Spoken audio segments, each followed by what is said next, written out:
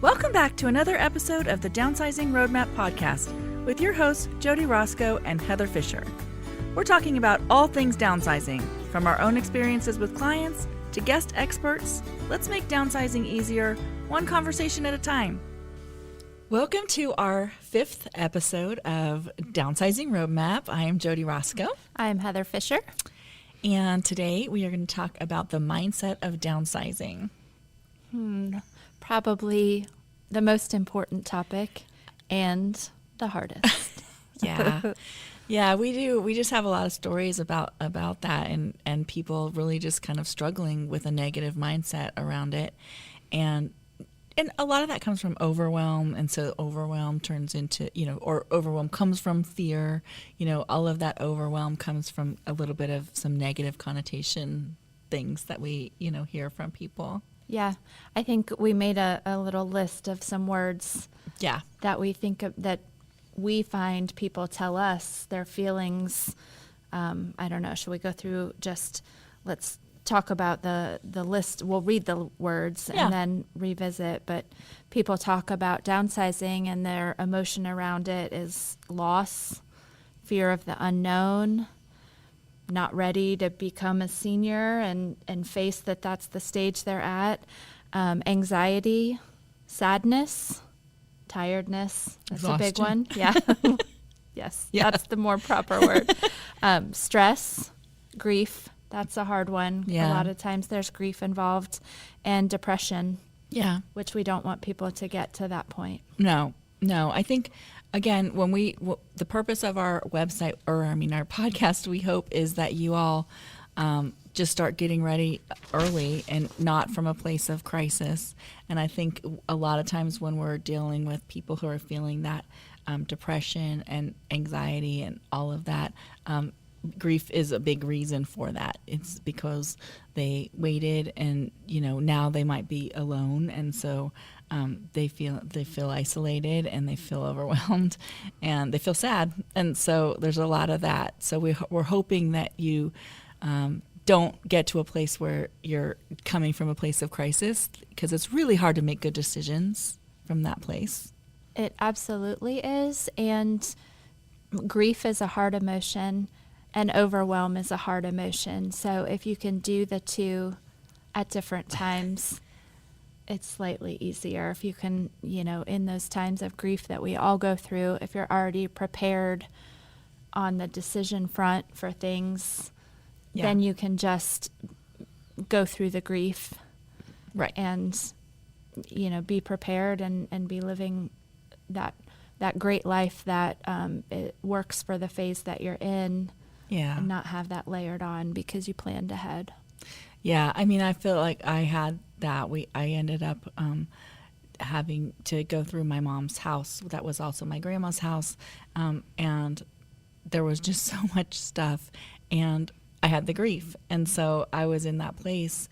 And I just want to keep everybody away from that place because that wasn't a great place. It was hard. And it took way longer than it should have taken because of my overwhelm and not wanting to go over there and feel the grief and deal with it all at the same time. So what our goal then would be to try to have us change those words in your mindset, have you change those words from loss and fear and all of that to gain, embrace the unknown. I know unknown can be scary, but it can also be exciting. So, and that's really in just how you're framing it, And I think that it's not as unknown if you have a plan and a dream. Right. Then it's known what you're headed towards. And right. That takes a little bit of that out. So you embrace that. Right. So some words that we would like to change those into is, freedom, joy, happiness, energy. So how you replace that, I think, how do you do that? I guess that's the question. Like, how are you going to replace those words? So I think gain, when you start thinking about what your life could look like in the future, if you spend some time thinking about what that looks like, what could those gains be? I mean, those gains could be, they could be family time. They could be less time cleaning or mowing your lawn. They could be travel. There's so many. They could be social. You could be in a place that has, more friends. They could be warmth, because I'm just telling you right here, we're in Dayton, Ohio today, and it is very, very cold and icy, and warmth might be nice. Oh maybe my gosh, you're yeah. going to relocate to a place that's warmer, and, that's what you need. But what are your gains? What are gains going to look like for you? And we talk about this all the time, be dreamy about what that looks like. Embrace the unknown. You're not in control anyway. I think that is one of the things that I really learned when my mom and grandma both passed away together, and, the same year, is that I don't have control over any of it. No, and none so of us gets to choose. we can do our best to say, hey, this is what I want my life to look like, and kind of let that, I think, the more you try to control it, the more pain you're going to feel around it.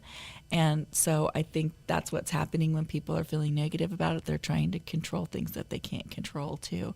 And so let that go and embrace that unknown. And what could that look like? I don't think we spend a lot of time thinking about what our future could look like. I think sometimes we just spend our days doing our thing and not really looking at what that looks like in the future. I think, we both have college-age daughters, new college-age daughters, and, if we spent the time that we spend at that phase in life, we did the college tours, we did the conversations about, well, what, amenities does this have? What benefits? What classes? What degree are you going for? What does life look like after? Where are you going to live? What room? What building? All of those things, if we applied that same process later in life, it's like we stop doing that as, people. We do it so much when we're planning those early stages, and I just feel like we shouldn't stop doing that.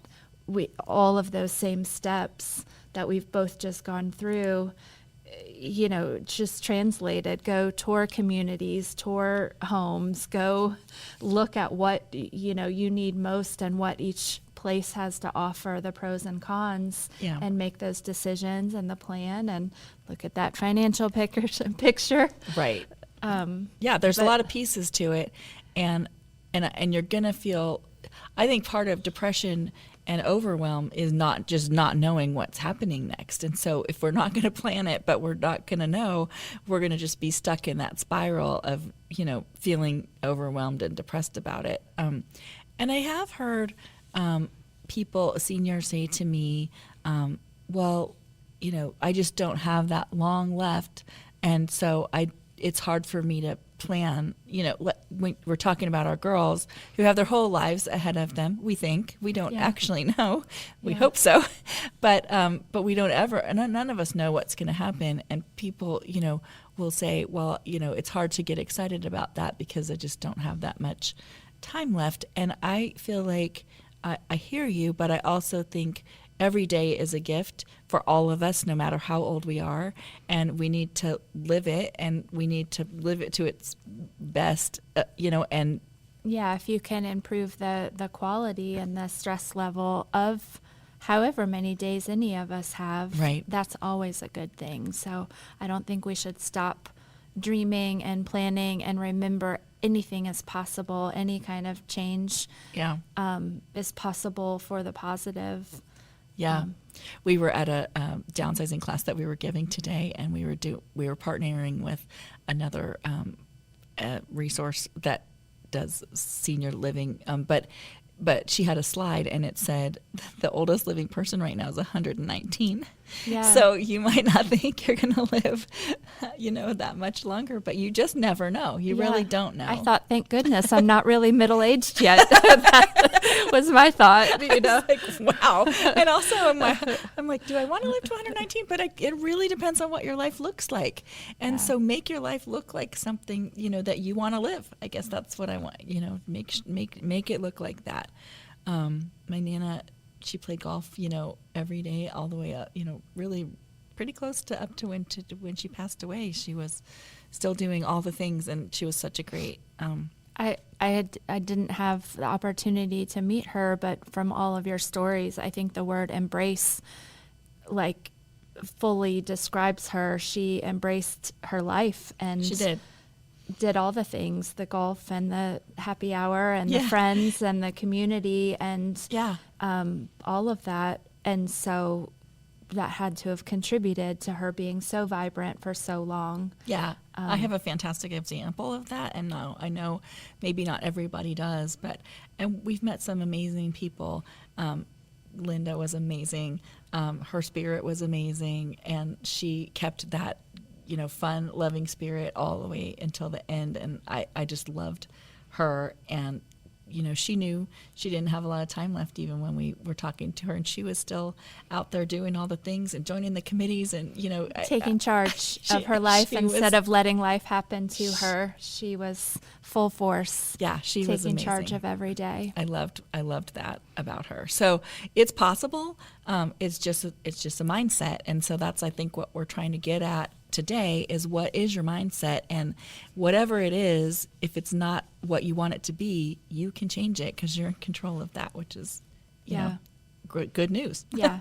That's good news. We can't control what happens to us, but we can control how we feel about it, react to it. So yeah, I think I talk a lot about stuff being heavy, and I think when you're surrounded by a lot of heavy stuff, that also brings on low energy, kind of, you're just feeling like everything around you is heavy, even though it's familiar, it's still heavy. And so that's one way I think we watch people as they go through this process. They just get lighter and more free without so much stuff. So I think the weight of procrastinating on something, the emotional weight of procrastinating and knowing you should make progress on something and you're not, is more exhausting than actually doing a little piece of it. Right. Sitting there on the couch, not doing it, thinking, I know I need to do this. I know I need to do this. And not doing it. That is very exhausting. It is. You're not doing anything, and that is more exhausting because your brain's doing some mental gymnastics around avoiding and procrastination. Yep. So the idea is change those words into gain, embrace the unknown, freedom, joy, happiness, energy, maybe relationships. Maybe, you'll have time to make, more time with your family in relationships like that. Or maybe it's new friends, new people that you meet. Maybe it's a new location, so you're going to meet all kinds of new people. So what could that look like? So create that vision that you want to live day to day. Doesn't have to be a long-term vision. It can just be your day-to-day life. What does it look like? Yeah, absolutely. We say a lot that stuff is just stuff, and maybe there's a few reasons why, stuff is not just stuff. And so let's talk a little bit about that, because I think the end goal is to get to the point where you feel a little more like it's just the stuff. Yeah, so I think that stuff can have really, really strong emotional attachments. And it's really, even though it seems like it's the stuff, it's really the story behind the stuff, or the memory of the person, or the memory of you doing something that you loved. The memories and the stories around that is really what carries the value, not the stuff. Yeah. But sometimes it's really, really hard to distinguish between those two things. And sometimes it feels like, oh my gosh, if I let this stuff go, I'll never remember those memories again, because it brings out the memory for you. Yeah. So some things that you can do around that to fix that are write down your stories. Take pictures of the stuff and write down your stories. You could create a little scrapbook or some kind of a memory book. I've heard of people creating websites that have their, family stories on them, with pictures and stories and all of that. There's books that you can write. There's a lot of books you can buy with prompt questions and get you started on your stories if a blank page is intimidating to you. But it can be just as simple as a notebook and, Journal. your handwriting and journaling about the things that you remember and you want other people to remember about you. Putting that along with a photo if it's around the stuff.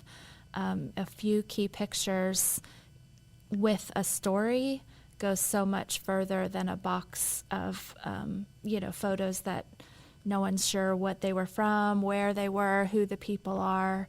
You could really tell the story around it and make that a very treasured part of your family. Yeah, because I think that's what your family wants. They want to know your stories. I mean, I know that's what I want, is just to know the stories of my parents and grandparents that I can share with my kids and their kids and tell them about who they were and what their legacy was. And so if there's certain special things that you want to keep that really remind you of who that person was, that's okay. Keep those things, but not a ton of them. You don't need a ton of them. When you find the right thing that is super special, that's enough. Like that is the essence of what they are. I think a value that I learned, through one of the companies that will do a book with the prompt questions. My mom did that. And I think what we forget, I've said this before, but, I know my mom for the last, 30 years of being an adult, more on the, how are the kids doing? Where are we going? What time are you coming for dinner? What time are you leaving?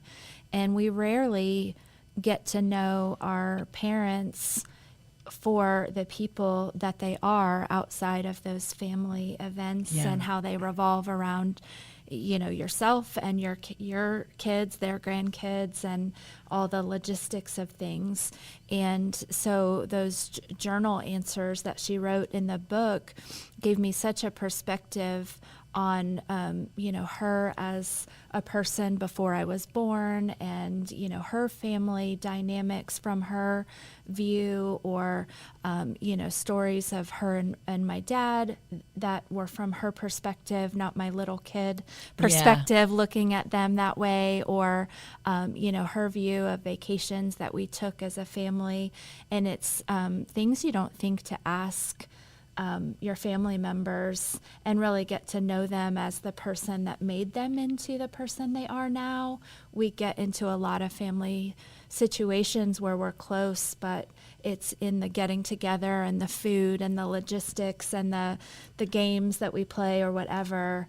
And so it's really an opportunity to not only process through those memories of yourself and think back on your favorite parts of your life, but share that so those stories aren't lost later on if you're not able, here to share them or able to share them. I love what you said about like the vacation and her memories of it versus your memories of it. Like I was a kid. I, had a fully different perspective than my parents did. And, I love that we'll have that in that book that she put together, and the stories of how she viewed her childhood. I know my grandparents from my perspective, but not from all the years where they were growing up as a family. So really great, and I would recommend that for anybody to share their story in that way.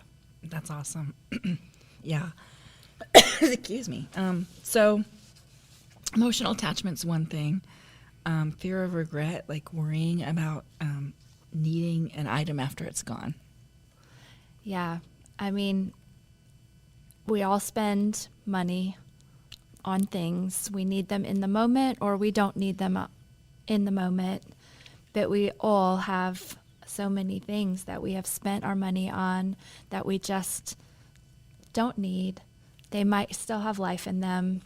Hobbies that we thought we would love that we didn't, and crafting things and too many outfits that we thought we would wear and we didn't. And I think that that's even a little bit easier than the mementos if you can just give yourself permission to know you spent the money, you got whatever life is going to be coming from you out of that item. Let someone else use it. There is no guilt in that. The money is gone and spent.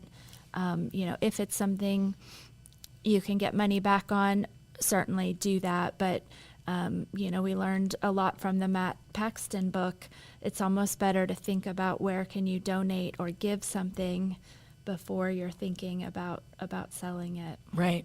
And I think what people find that we've talked to, and what I've even found as I've created boxes of things to donate, is that 6 months down the road, I don't even know what was in the box. Like, I genuinely don't miss it. And if it's something that I really did miss, I think you can potentially just go buy it again, unless it's, something super expensive. But don't keep things because they were expensive and now you don't use them. That's, again, a place where you want to give it away. If you haven't used it in, I think 6 months. Matt Paxton was saying 1 month. Yeah. 1 month. Yeah. And what one of our friends and listeners was telling us after listening to our 80-20 rule, what was it, the $20? Oh, yeah. And if something is less than $20, or you can get it within 20 minutes, and we can get everything from Amazon almost. it feels like 20 minutes sometimes. 20-minute drive, he was saying that if it's less than 20 minutes away, don't even give it a second thought. Yeah. So because likely, don't think, oh my gosh, I'm going to be buying things all over again. Like, likely you just aren't. You just think that you are. I have an ice cream maker. I don't ever use it. I need to let it go. Somebody might love making ice cream. You've told me before about your grandpa saving the cords. Yeah, not even usable. At that point. That is that generation of people who went through the Depression, or whose parents did, even sometimes, because that thought process gets sent down to the kids. But he kept everything because he thought he came from a place where he did not have. Yeah. Right. And so that fear of not having again made him cut every appliance. He would cut the cord off of it. And so if you went out to the garage to try to get an extension cord, you'd be like, oh, there's a plug, and you'd pull it, and there'd be nothing at the other end. No other end. Yes. And so so I understand that's a place of trauma, honestly, of not having and then thinking that you're never going to have again. And so that's something that you have to work yourself through to know that you're going to be okay, and that's where we're at. And to know, with everything, back to the 80-20 rule, you don't have to get rid of everything, but there will likely never be a time, in that instance where suddenly you needed 40 more cords all at once. Or, I think that the overwhelm comes from too much, that we will never need all of the things that we've stored up at one time that we couldn't. So if you have to buy one or two things again because you're like, oh, I got a little extra excited that day and got rid of too many things. If you have to get rid, buy one or two things, that's not going to be, a huge expense of whatever. So, worrying about making like an irreversible decision, it's not. Especially in this day with Amazon and the convenience of so many stores right away, close to us. There's very little decisions on getting rid of stuff that are irreversible that can really clear such a huge bulk of things. Yeah. I think the other thing that was in that Matt Paxton book, he was talking about what-ifing, that he was what-ifing himself to death. Yes. What if this? What if I need it? What if somebody else needs it? What if, and so you can do that.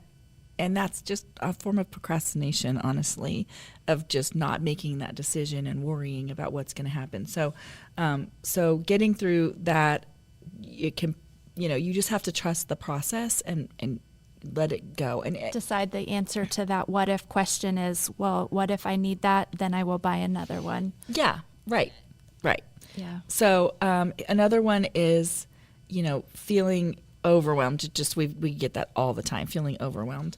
And the way to combat that is to just do small things at a time. Just do a little bit at a time and do it on a very consistent basis. And just make that a habit that you're just doing it over and over again. And that can just get that ball rolling. And start with the easy those things that aren't going to make it feel quite as overwhelming. So start with kitchen drawers or, junk drawers, garages, those places where you can make some progress without emotionally exhausting yourself. And those wins will carry you through the harder things because you'll already know that feeling of, I feel lighter. Yeah. It was okay. Yeah.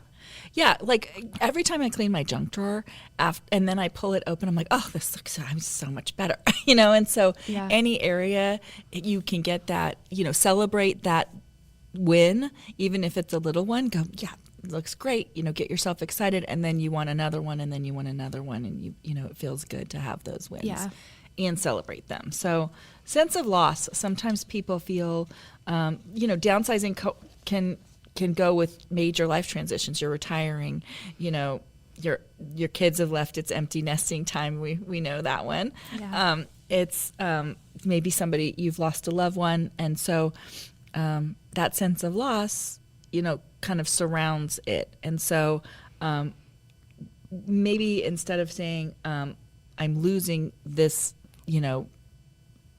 whatever, you can say, I'm making room for whatever is coming next. Yeah. Right. And so it's a hard shift sometimes, but it can be exciting. Again, change is just change. It's not good or bad. It's how you wrap your mind around what that looks like. And so you can decide that the change is going to be a good change. And you might even have to lie to yourself a little bit for a little while, even because you're not feeling it inside, that it's good, you're feeling it's not. But if you keep telling yourself that it is and looking for ways that it is, then it will be. Yeah. And I think when it's a plan, when you're embracing that as your plan, then when it coincides with, those life changes that are a sense of loss, if it was already the plan, then it still is something you're excited about. We meet clients that are excited for their last kid to get out of high school and have that empty nest because they know that they're then going to somewhere warmer or, going to somewhere more manageable. So if you've already made that plan and you're not waiting for the event to happen to you, you've decided, in 5 years we're going here, or at this age we're going to consider a condo instead of our family home, and you're planning ahead for it. It can make it not so much a sense of loss as a reaction to something that's happened, but a plan that's a result of getting to that milestone or that event, And an exciting plan, like something that you want to do. Yeah. Absolutely. So, so if you, there's a phenomenon that you have an attachment to things that you already own. And so one of the good questions that when you have something is, would I buy this again? Yeah. Because just because you own it makes you more, you like it more. It's just some weird thing because it's already in your house. And that's why when you get rid of a lot of things that, especially things that are not things that you use every day, you don't even know what they were because you only were attached to them once you looked at them again before you put them in the box and thought, oh, I might need this. But you haven't needed it for a very long time, and just seeing it because it's in your place, I think you're attached to it. Back to, other phases of life, that's like the number one parenting rule, like don't clean out the toy room with the kids there. Right, watching. Because then every toy is their favorite toy right at that moment because it's there. But if Perfect example. Pack it up and put it in a box and move it out of the house, they're not going to even remember. I mean, odds are they would not know. I feel like for all of our houses, if someone else came in and boxed up 4 or 5 things that, they know I don't use, it would probably take me months to notice. Yeah. Yeah. Yeah. And even if you did that for your kids, there might be one thing in that box that they're like, hey, where's the whatever one thing? If you put those boxes away for 6 months and, if they didn't ask for it, it's gone. But that's the same for us. We cleaned out my kitchen before we moved during COVID, and I think I had 13 or 14 boxes of stuff. And I literally can't tell you one single thing that's in those boxes. Like, don't even know. Like, Yeah. They were the tops of the kitchen cabinet, the backs of the kitchen cabinets. Yeah. Stuff just gets hidden back there. And it just becomes, you're not really seeing your own house. Mm-hmm. It's there and it feels like it's comforting, but you don't really even know what's there. My husband told me around Christmas this past year that the year before, he just put my Christmas gift on the bookshelf. And I would say, I love books. My books are one of my favorite things. I do. But my bookshelf is there full of all the books I love. And he just put it unwrapped in among the books. And the whole, however many months till Christmas came before he wrapped it, I had no idea because I don't actually, they're just there. So if someone took 20 books off of it, I wouldn't notice. Yeah. Yeah. So. Yeah. So ask yourself questions like, is keeping this thing more important than building a new life? Or is this something that I really want, or do I just feel guilty about keeping it, not keeping it? Or do I feel guilty about letting it go? Guilt's a big deal. So you got to just let the guilt go. Yeah. Yeah.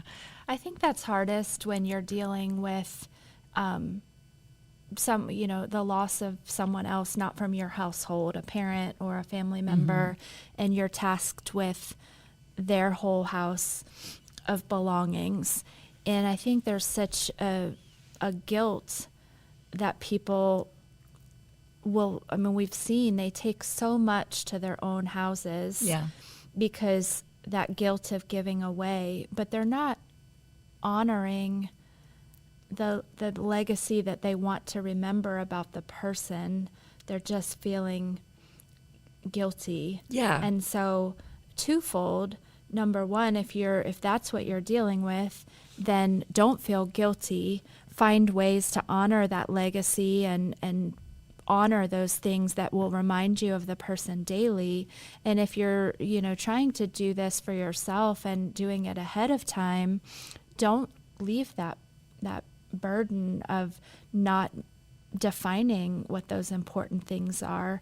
I think you've said in our class before, if you go buy a table at Target next week, do your great-great-grandkids need to love, a $20 table, side table from Target because you bought it one day? Right. So we look at things that are older from other generations of our family and think, oh, they're antiques.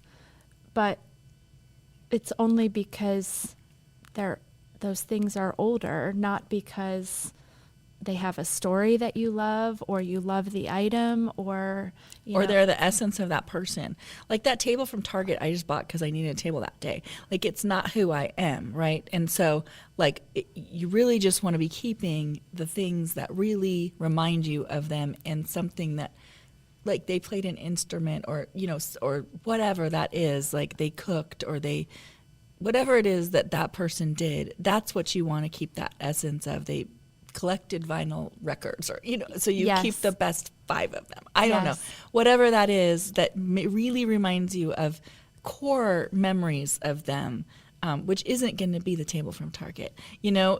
unless it is for some reason that you sat at it every day Of or course, whatever. of course, but but- unlikely. Like you want to just be keeping things that are really them. Yeah, not the day-to-day things that they just went to buy out of necessity that became their whole package of their life's belongings. There's no reason to hold all of those at the same level of importance. Right.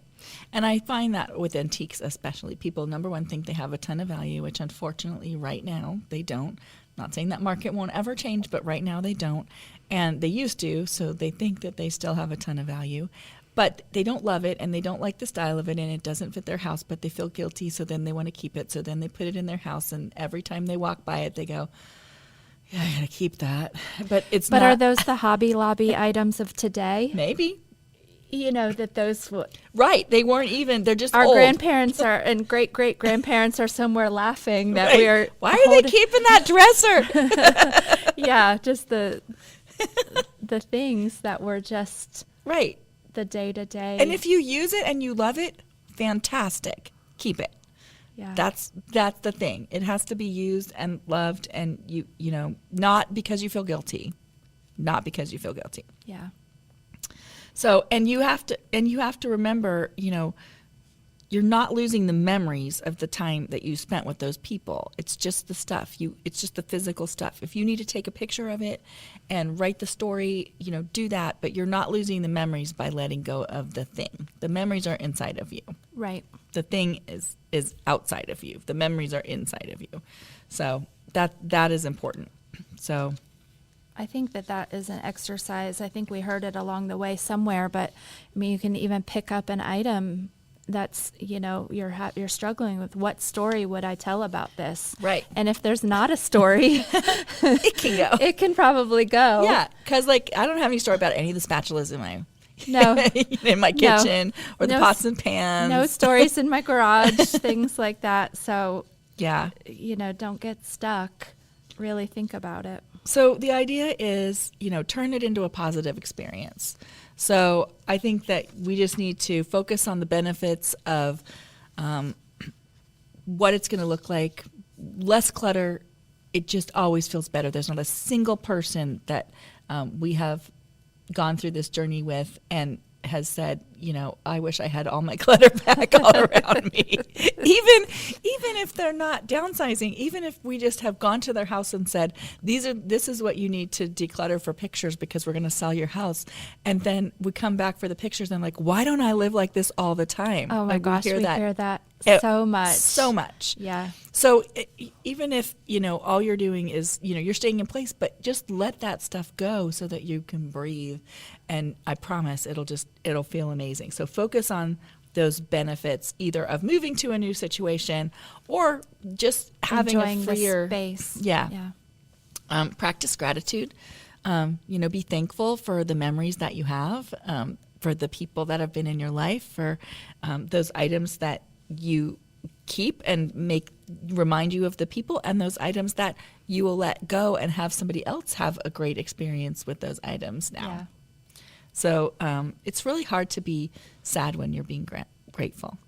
That's true. Yeah. Such wise words. Yeah, it's very hard to be sad when you're being grateful. So donate with a purpose, and we have a great list of donation people, and we will continue to add to that on our website, downsizingroadmap.com. But when you know it's going somewhere that's really going to help somebody, or you know, specifically if you have hobbies and they go to, you know, another hobby group that's doing those things, or if you have trains and they go to some, you know, a train group that loves them, or if you find places that are fantastic and they're going to love them, it's so much easier to let them go. Yeah. Or if you give them to people who are in your life that are going to love them. So guilt's not a gift. So not because you have to, because they really want that thing. That feels good when you donate or give with a purpose. Yeah.